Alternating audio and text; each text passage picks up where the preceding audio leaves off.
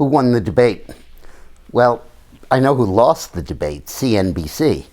I think all the audience, as well as all the candidates, were just revolted at the negative nature of the questioning and the desire to pick fights. Let's get Rubio fighting with Bush. Let's get Cruz fighting with Trump.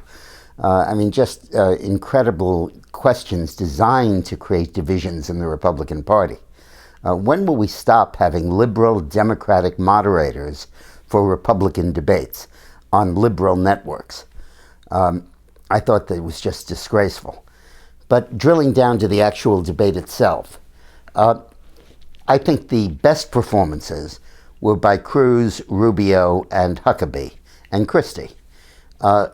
Strategically, in terms of the debate, the most important thing was that Bush, I think, cemented his downward fall.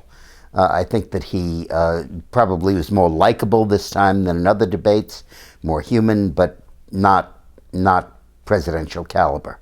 And I think that he is now down for the count. I think that Trump and Carson both proved to be somewhat mortal.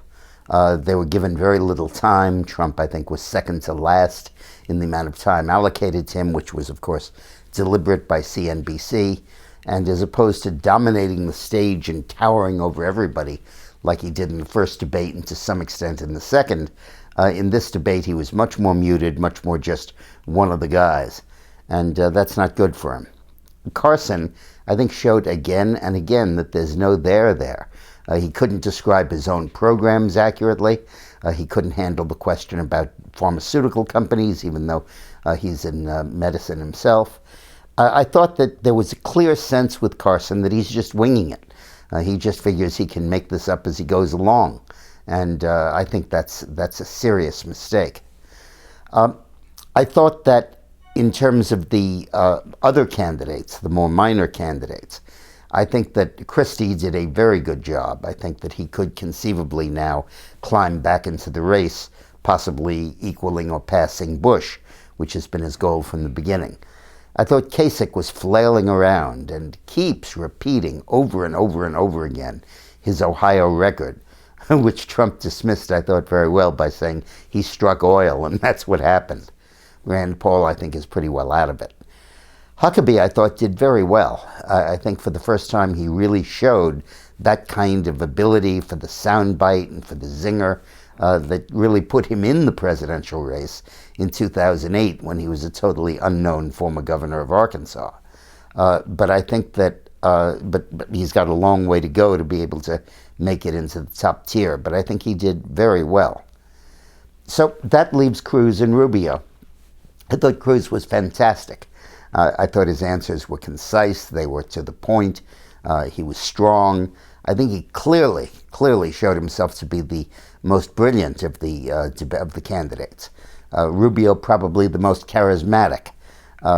Christie probably the most forceful, and probably Huckabee the most likable. But brilliant is a very important thing to win when you're running for president. I thought Rubio was the most charismatic. I think he's very attractive. I think that you can just see Kennedy-esque stardust in him as he speaks. I think he will have vulnerability over his attendance record. You can't just decide not to show up in the Senate when you're running for president. I think there's a lot more to be heard about his personal finances, and know some of it, and I think more and more of it is going to come out. And I think on issues, his support of the trade agreement, his support of fast track, and his previous support of amnesty will come back to hurt him. I thought Carly Fiorina was very good.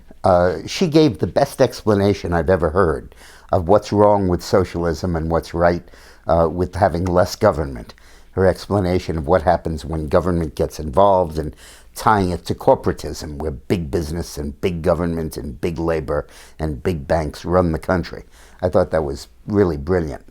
But I don't think she was a superstar. I don't think that she stood out in the group as much as she did in the second debate. And it's very hard, once you've had a lot of points and lost them, to come back and regain them.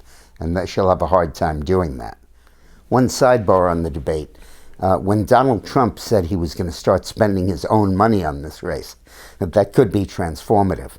It should have sent a shiver down the spines of all the other candidates and of the special interests. If this guy comes in with $1 billion Time media buy, financed entirely by himself, he could really reshape the race. He could assume dominance over it, and it could spell the end of special interest influence. But I think that in this debate, other than the two frontrunners way above, Trump and Carson, we'll see if they stay that high, the shape of the future race took place now in a Cruz versus Rubio contest, with Cruz representing the evangelicals and the Tea Party and the straight conservatives, and Rubio attempting to be a bridge candidate between the conservatives and the moderates. Be an interesting race as it unfolds.